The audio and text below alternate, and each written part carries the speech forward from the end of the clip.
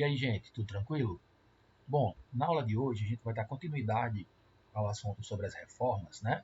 E hoje a gente vai falar sobre a reforma a vapor do etanol, né? E aí eu já começo falando para vocês das vantagens, né, de ter essa reforma a vapor do etanol, ao invés, por exemplo, da reforma a vapor do metano, né?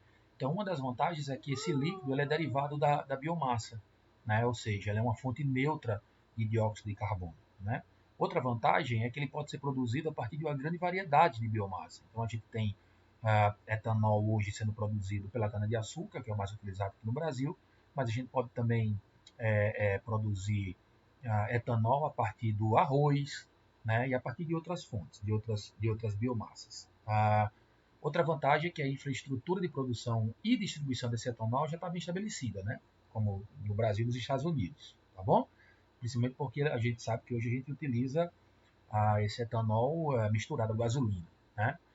Do ponto de vista econômico, a reforma de vapor desse etanol ele apresenta vantagem pelo fato desse ser fornecido como uma solução aquosa, né? Diferentemente daquele outro caso que a gente já tinha estudado, que eram soluções gasosas. E do ponto de vista termodinâmico, esse processo reacional, né, da reforma a vapor do etanol, ele se torna possível a temperaturas superiores a 230 graus Celsius. Então, é uma temperatura relativamente baixa, dependendo do que a gente pretenda fazer, tá bom? Fuck! Fuck! Fuck! Fuck! Fuck! Fuck! Fuck! Oh! Bom, aqui a gente tem a reação global da reforma a vapor do etanol, né? Então, se vocês observarem, a gente tem o etanol, reage com vapor de água, formando o dióxido de carbono e o hidrogênio. Então, para 1 mol de etanol, a gente tem 6 de hidrogênio. Então, é um processo realmente bem interessante. E aqui a gente está dizendo que é um processo endotérmico, né? Ou seja, é um processo que necessita de calor, de energia para que ele aconteça, né? E aí a reação de reforma, ela geralmente ocorre em duas etapas. Uma etapa endotérmica a alta temperatura, que é a reforma a vapor propriamente dita, onde o etanol ele é convertido, né, numa mistura de gases, como exemplo aqui o hidrogênio, o monóxido de carbono, o dióxido de carbono, o metano e a água também não reagida, né, porque nem todo vapor ele reage, né. E uma outra etapa subsequente, né, que é uma temperatura mais baixa, que é a reação de deslocamento de gás-água, que é a reação de Schiff, que a gente já tinha visto, inclusive, na aula anterior, né? Onde o CO, o monóxido de carbono, ele reage com a água e forma o H2 e o CO2, tá bom? Então essas são a etapa das duas reações, lembrando que essa daqui é a reação global. Bom, assim como a gente também viu na aula anterior, existem algumas reações paralelas que acontecem na produção do hidrogênio a partir do etanol, né? Essas reações paralelas elas não são reações bem-vindas, né? Digamos assim. Então aqui eu listei para vocês algumas dessas reações, né? Então na reação 1, a gente tem a desidratação do etanol a etileno e água. Então o etanol ele às vezes se desidrata, formando o etileno e a água a partir dessa reaçãozinha que a gente está vendo aqui, tá bom? Na reação 1B, né, porque eu dividi em A e B, né, porque são as etapas da reação, no caso da 1B, a gente tem, além da desidratação, a gente ainda tem a polimerização, né, desse etileno aqui. Ó. Então, esse etileno ele reage, ou seja, ele se transforma em polímeros e esse polímero é depositado, ou pode ser depositado no meu catalisador na forma de POC. Tá certo? A segunda reação que a gente tem é a decomposição do etanol, né, que formam o metano, o monóxido de carbono e o hidrogênio, né? E depois a gente tem a reforma a vapor do metano, né? Então a gente tem aqui a reforma a vapor que a gente já tinha visto. Então a gente tem a decomposição do etanol e a reforma a vapor. Na reação 3, a gente tem primeiramente a desidrogenação do etanol a acetaldeído, né? Então aqui, ó, eu tenho o etanol e ele acontece uma reação de desidrogenação e ele se transforma, né, no acetaldeído, né? Na 3B a gente tem a decarbonização, né? Então esse acetaldeído aqui, ó, ele se transforma em metano e no monóxido de carbono. E por fim a gente tem a reforma a vapor do acetaldeído, né? O acetaldeído ele reage com o vapor de água, formando o hidrogênio e formando o CO, tá certo? Vendo que a reação é uma reação bastante endotérmica, né? Na reação 4, a gente tem a decomposição do etanol a acetona. Então, o etanol ele se decompõe, ó, formando a acetona, o monóxido de carbono e o hidrogênio. E no 4B a gente tem a reforma a vapor dessa acetona, né? Então, eu tenho uma reforma a vapor acetona, reage com a água, faltou a setinha aqui, ó, formando o monóxido de carbono e o hidrogênio. Na reação 5, eu tenho a metanação, que nada mais é do que a formação do metano, né? A partir do monóxido de carbono ou do dióxido de carbono, conforme a gente pode ver nessas reações, né? Na reação 6, eu tenho o coqueamento, a partir da decomposição do metano. Então, eu tenho o metano, que libera o hidrogênio e forma o carbono, que é aquele carbono que vai ser depositado, ou que pode ser depositado, né? No 7, eu tenho o coqueamento a partir da reação de Boldor, onde eu tenho o monóxido de carbono aqui, ó, que ele se transforma em dióxido de carbono e libera o carbono, que poderá ser depositado lá no meu catalisador. E por fim, a gente tem a reação de dissociação da água para formar o ácido acético, né? Então aqui eu tenho o etanol, reage com a água, né? Uma reação também a vapor, formando o meu ácido acético e liberando o hidrogênio. Então todas essas reações, elas são reações paralelas, né? Eu tenho uma reação global, mas eu posso ter essas reações paralelas também. E aí essas reações paralelas, elas podem necessitar de energia, né? De mais energia para que eu consiga produzir o meu hidrogênio, ok? Hi Brasilia! Last week, my video, Malandramente, I saw father, now Arajikayama de Lada, Amenina meteu de fracassa, we mandou gatchino pra mim. Então, aqui a gente tem um esquema que mostra todas essas reações, né? Que a gente já explicou para vocês, né? Que são reações que acontecem, né, os caminhos reacionais que acontecem durante a reforma a vapor do etanol, tá bom? Então já é uma figura autoexplicativa, vocês dão uma olhada nessas reações que a gente já tinha explicado cada uma. Bom, aqui a gente tem a oxidação parcial do etanol, né? Assim como a gente tem lá no metano, para o etanol também a gente tem a oxidação parcial, né? Aqui a gente tem a reação global, que mostra o etanol reagindo com o oxigênio, né? Formando, faltou a setinha aqui de novo, formando o monóxido de carbono e o hidrogênio. A reação ela é uma reação endotérmica, né?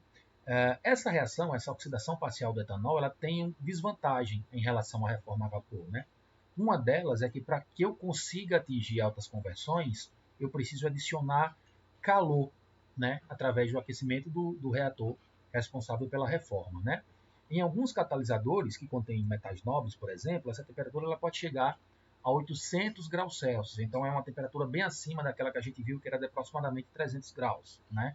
Então, essa é uma das desvantagens da oxidação parcial em relação à reforma a vapor, ok? Brasil!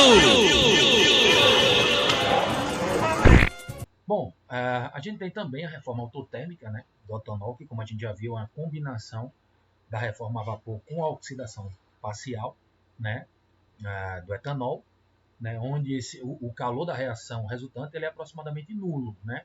Então eu tenho duas reações, uma é exotérmica e o calor que é liberado dessa reação compensa o calor que se faz necessário para que a reação endotérmica aconteça, né?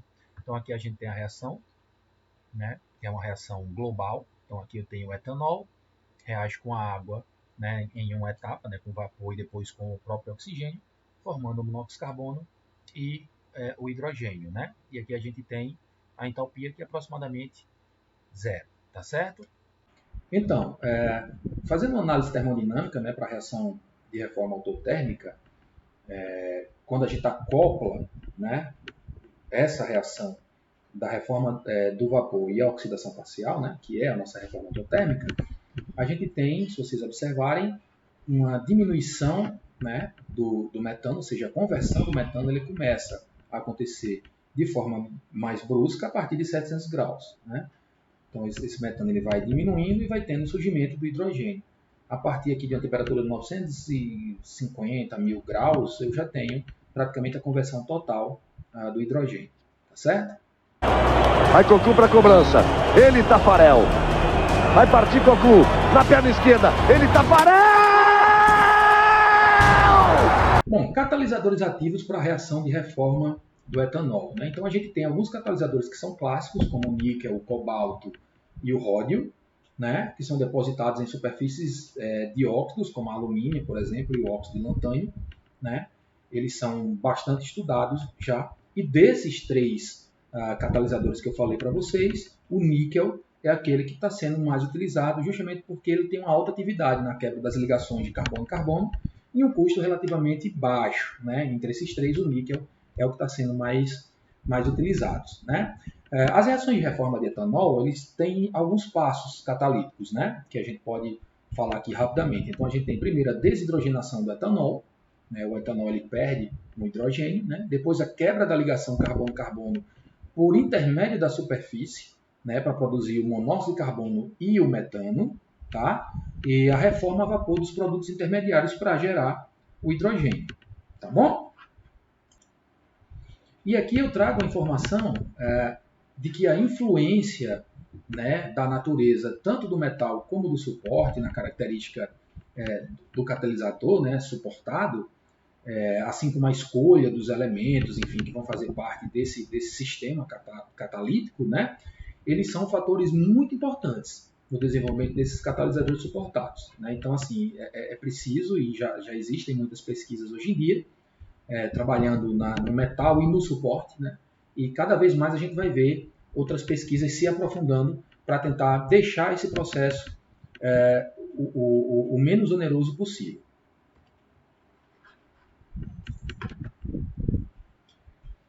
Qual é o principal problema encontrado no processo de reforma do etanol? Como a gente já tinha visto em alguns outros processos, a formação de coque é um deles, né? E o que é que os estudos deles têm apontado, né? Que a presença do óxido de sério ou de um óxido de zircônio e sério no suporte, né? Ele pode auxiliar na retirada desses depósitos de carbono da superfície catalítica. Alguns estudos eles têm apontado para isso. Então tem muita gente estudando, trabalhando com esses óxidos de sério justamente para tentar diminuir esses depósitos de carbono, né? Aí aqui a gente tem o mecanismo, né, das reações de reforma do etanol. Isso aqui é segundo esses estudiosos, né, desses pesquisadores, Marinho e colaboradores, né, em 2004. Então eles sugeriram um modelo, né, para catalisadores à base de cobre e níquel, né? Então a gente tem a etapa A, que é a dissorção sobre os sítios de cobre. Então primeiro acontece a dissorção do etanol nesses sítios, né? Se vocês observarem, acontece uma ativação desse etanol, digamos assim, tá? Depois eu tenho a desidrogenação, a adsorção sobre os sítios de níquel, né? A desidrogenação, né? A quebra da ligação carbono-carbono e a dessorção do acetaldeído, tá bom? Essas são algumas etapas. E aí a gente tem um problema, por exemplo, o etileno, ele é um dos subprodutos que são mais preocupantes na reforma de vapor e na oxidação parcial do etanol, porque ele ajuda na desativação do catalisador através do coque, né, do depósito de coque. Então, essas duas reações que a gente tem, nesse primeiro caso é o etanol, né, que ele reage e se transforma no etileno, né, e na água, e esse etileno ele pode ser hidrogenado, ou seja, ele pode ter uma adição de hidrogênio e se transformar no etano. Então, se essa reação ela continuar acontecendo, eu posso ter o catalisador depositado, né, sobre a superfície do meu catalisador. Eu posso ter o carbono, né, adicionado, depositado na superfície do meu catalisador. Tá bom, gente? Bom, aqui, Ioannidis, né, em 2002, estudou, na verdade, as razões, né, de alimentação da água e etanol com valores acima de 3, que foi aquilo que a gente tinha estudado, que era o ideal, né? E foi observado que não houve tanta diferença assim, não houve uma mudança tão significativa, tá bom?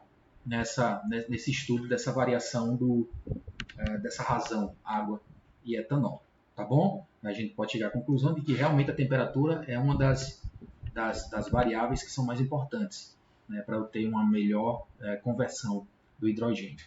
Tá certo, gente? Então era isso, nossa aula de hoje. Espero que vocês tenham compreendido. E até a próxima. Abraço.